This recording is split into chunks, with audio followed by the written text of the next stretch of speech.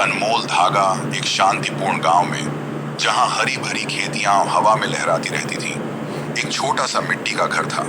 इस घर में रहता था रामू, एक 10 साल का चुलबुला लड़का।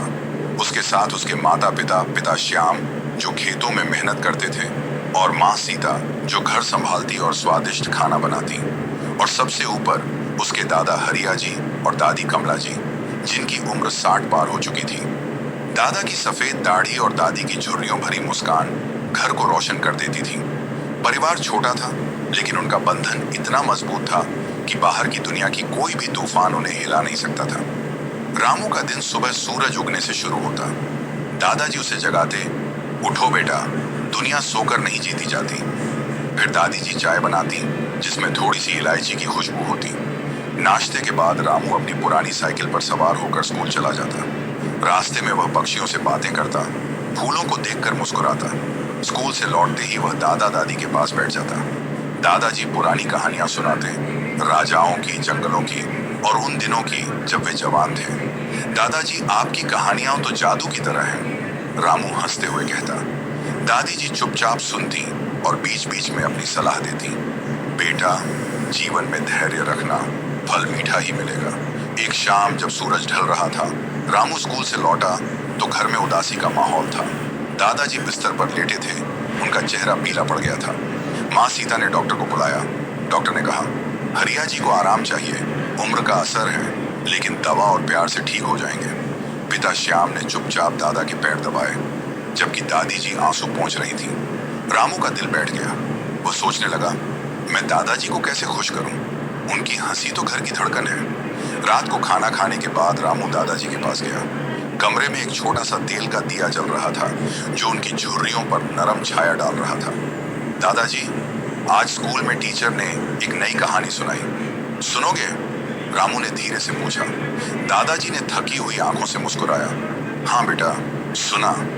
तेरी आवाज में तो कहानी जी उठती है। रामू ने शुरू किया। एक पुरानी लोक कथा, जिसमें एक छोटा लड़का अपने गांव को भूतों से बचाता है। वह नाटकीय अंदाज में हाथ पैर हिलाता, आवाजें निकालता। दादाजी हंस पड़े, उनकी हंसी कमरे में गूंज उठी। वाह रामू, तू तो असली कहानीकार है। याद है जब मैं छोटा था तो मैं भी ऐसी ही कहानियां सुनाता था। उस रात दादाजी की नींद अच्छी आई। अगले दिन रामू ने कुछ और सोचा। बाजार जाने का बहाना बनाकर वह निकल पड़ा। जेब में सिर्फ 20 रुपए थे, महीने भर की जमा पूंजी। बाजार में मिठाई की दुकान पर पहुंचकर उसने दादाजी की पसंदीदा चीज मंगाई, गुलाब जामुन, गर्मा गर्म, चीनी में भीगे हुए। भैया, ये दादाजी के लिए हैं, जल्दी पैक करो, रामू ने उत्साह से कहा। घर लौटते वक्त बारिश शुरू हो गई। वह भीगता हुआ दौड़ा, लेकिन मिठाई का डिब्बा सीने से लगाए रखा। घर पहुंचकर उसने दादाजी को खिलाया। पहला कौर लेते ही दादाजी की आंखें चमक उठी। अरे बेटा, ये तो वैसा ही स्वाद है जैसा मेरी माँ बनाती थी। तूने मेरा दिल जीत लिया। दादी जी ने रामू के गीले बाल पोंछे और कहा, तू हमारा फरिश्ता है। उस शाम पूरा परिवार हंसी मजाक में डूब गया। माँ ने विशेष भोजन बनाया, पिता ने गाना गाया।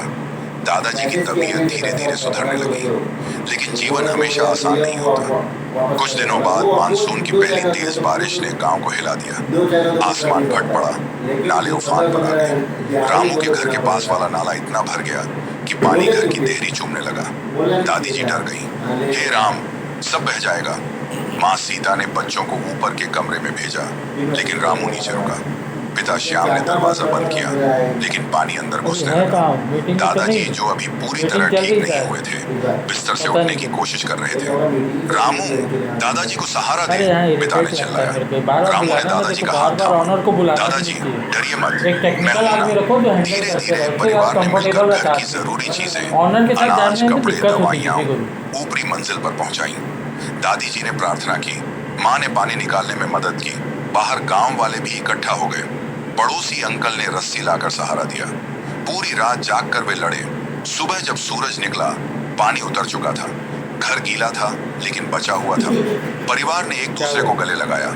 दादाजी ने रामू को अपनी गोद में बिठाया और कहा, बेटा देखा, जब हम सब साथ होते हैं, माता पिता, दादा दादी, बच्चे, तो कोई तूफान हमें अलग नहीं कर सकता। ये प्यार का धागा ही हमारी सबसे बड़ी ताकत है। किधर जाऊं किधर क्या दादी जी ने करूं। चाय बनाई और सबने मिलकर सफाई की। गांव वाले आए, मदद की और कहा, तुम्हारा परिवार तो मिसाल है। समय की धारा बहती गई।